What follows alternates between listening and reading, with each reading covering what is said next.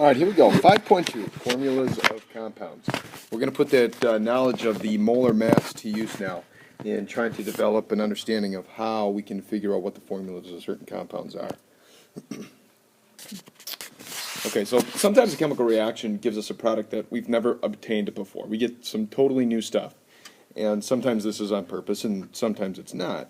But once in a while, that new product is going to be important. It's an influential product, maybe it's a new drug, a new chemical that we can really use a lot, and so we obviously want to know the identity of that compound.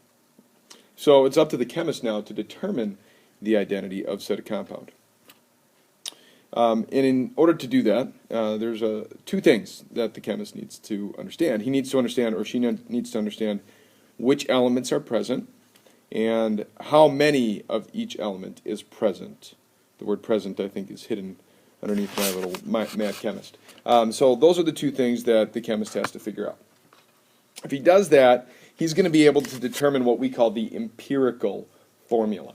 Empirical simply means from evidence, or from data, or from experimentation. So it is a formula from experimentation, aka an empirical formula. We have instruments that help us understand these ideas, and what these instruments do is they'll take that unknown compound and they'll actually tell us the masses of all of the elements in the sample. And this is just a showing of one of those types of instruments. This is called a gas chromatogram. And just to kind of guide you through the process of how a gas chromatogram works, you take a sample of your new material and you inject it in the machine. And the machine actually burns it, it heats it, or cooks it to a really high temperature and turns that particular sample into a gas. And that gas kind of makes its way through these columns or these coils here in the bottom of the machine, and they get heated. And what happens is bigger particles, more massive particles, actually make their way through the machine quicker, and they get detected first. And then the lighter ones, the smaller ones, take them a little bit longer to get to the machine.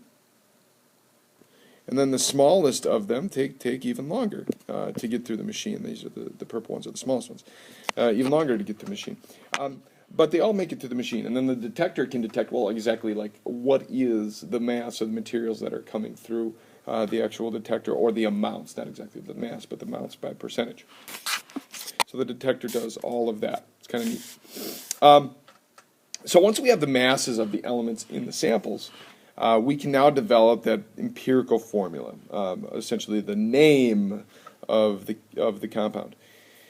So empirical formula, again, let me define, is the formula of a compound, and it's expressing the smallest whole number ratio of atoms in the compound. So it shouldn't be atoms in, it should be atoms in a compound. Okay, the smallest whole number ratio, again, based on experimental evidence.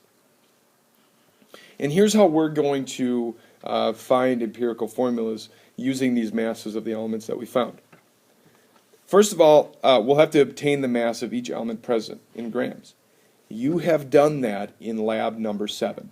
You know how much zinc you have. At the end of the reaction, you now have a substance that doesn't look like zinc. It's white or reddish or maybe a little yellow in there. So we know that is zinc and something else. So if you knew how much zinc you started with, you know the total mass of the new stuff. You now know the mass of that other element. We know that that element in this case is chlorine. We can determine the number of moles of each element present by using the molar mass. And let me do a sample calculation to show you how that works. So let's say, for instance, you started with 2.63 grams of zinc. If we look at the periodic table, we'll find that the molar mass of zinc, or the mass of 1 mole of zinc atoms, is 65.39. I'm going to put that on the bottom of my ratio because I want grams to go away. Now I've set everything up correctly. I can take my calculator out. I can do 2.63 divided by 65.39, and that would tell me my total moles of zinc. I don't have a calculator with me, but it would be that number. Okay. All right, so the third step then in the process, the third step is to divide the number of moles of each element by the smallest number of moles. I'm going to do an example problem on the next page to show you that. If all the numbers are whole numbers, then these are the subscripts in the empirical formula. On the other hand, if the numbers aren't whole numbers, if the numbers are not whole numbers, so I need to interject a word here. If the numbers are not whole numbers, multiply all by the smallest whole number to make them whole numbers. All right, let's do an example problem with some aluminum. So aluminum combines with oxygen pretty easily, and this particular combination forms a substance that we want to find the empirical formula for. So we have 4.151 grams of aluminum, and we have 3.692 grams of oxygen that are going to combine with each other. And from these two, we want to calculate the empirical formula for the compound. All right. So we're going to take 4.151 grams of Al, and the first step was to take that mass, well, the first step is to find masses. We've done that. Second step was to take the mass and turn it into moles. So we need the molar mass of aluminum, which is 26.98. Grams is going to cancel out. And when I do this division, I'm going to find I've got 0.1539 moles of aluminum. Let me go ahead and do the exact same thing now for oxygen. So oxygen has a mass of 3.692 grams of O. Again, let's find the number of moles. There are 16 grams in 1 mole of oxygen. Grams cancels out. And if I work that on my calculator, I'm going to find 0.2308.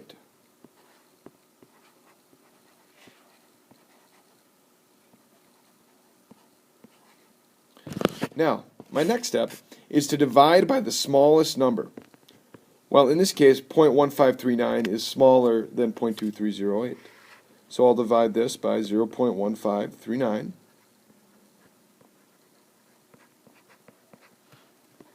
And I'll divide this by the same number, 1539.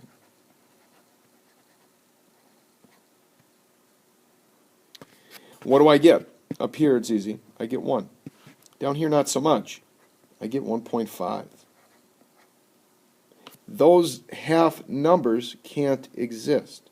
So the next thing you need to do is multiply that half number by the nearest whole number that will make it a whole number. So if I multiply 1.5 by 2, that's going to make it 3. But remember, if you do this to one of the elements, you have to do it to the other. Now let's think about what these numbers mean. The 2 that I have here is corresponding to the aluminum. The 3 that I have here is corresponding to the oxygen. So my final answer, or my empirical formula for this particular compound, is going to be Al2, from right here, O, sorry about that, O3. There you go. There's your empirical formula. All right. So, empirical formulas are not the only types of formulas that we understand. The empirical formula, like I said before, gives us the lowest ratio of elements involved in a compound.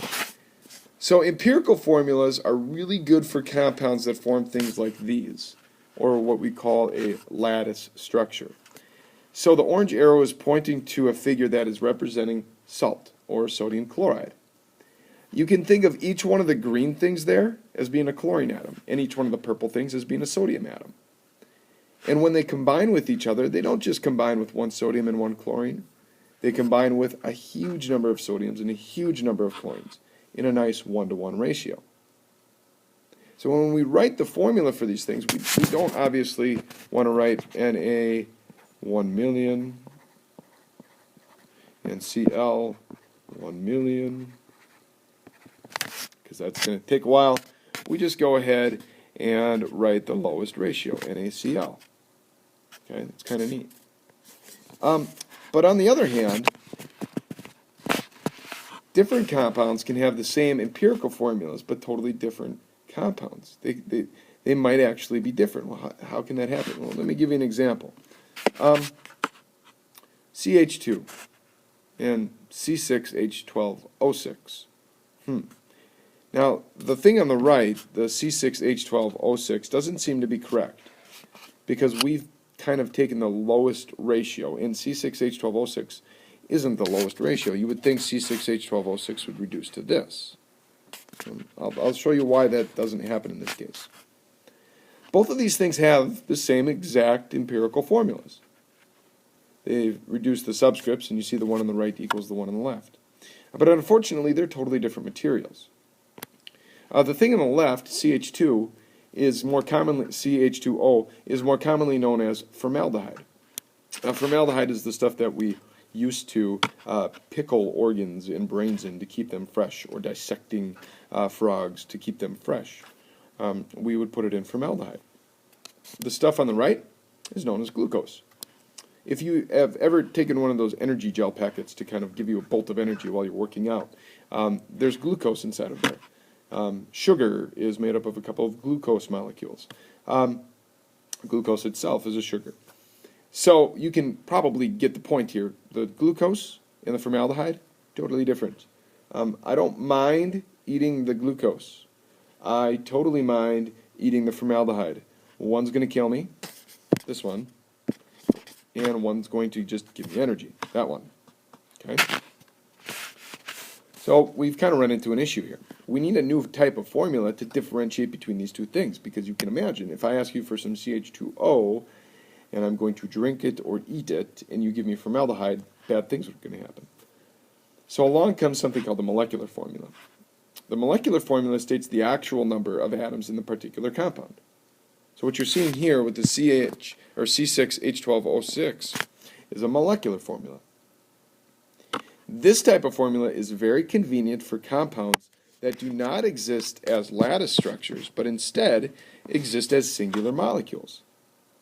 Water is a fantastic example of that. Each water molecule is an individual. It is H2O unto itself. Glucose is another great example of that.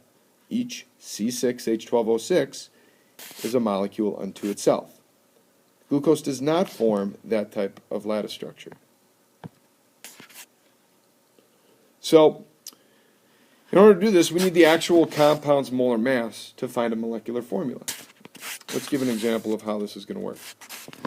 So let's say we've got a white powder, and we found that its empirical formula is P2O5, maybe by using the same method that we did in the previous example.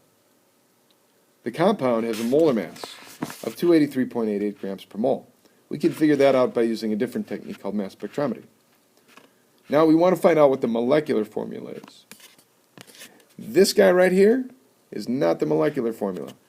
Well, we don't think it is. We can call that the empirical formula. We want to know the molecular formula. So here's how we do it. First of all, we need to find the molar mass of the empirical formula. So I'm going to call that MM of the EF. Molar mass of the empirical formula. That's 2 phosphorus atoms and 5 oxygen atoms. So we can think of an equation like this. 2 times the molar mass of phosphorus, which is 30.97, plus 5 times the molar mass of oxygen, which is 16.00. If I do that, I'm going to find that this first one is about 61.94. The second one is 80, right? 80, yeah. And if I add those two things together, I get 141.94. All right. Now, what do we do with this? Well, take a look at this number and this number. Maybe you can see a relationship between the two. This guy is twice this guy. So we're going to take the molecular formula, the molar mass of the molecular formula, we're going to divide it by the molar mass of the empirical formula. And if we do that, we take that divided by that, in this case it's going to equal 2. This is a very important number because it tells us what we need to multiply our formula by in order to get the molecular formula. So our molecular formula for this compound is P4O5. O10. There we go. So that is 5.2 formulas of compounds.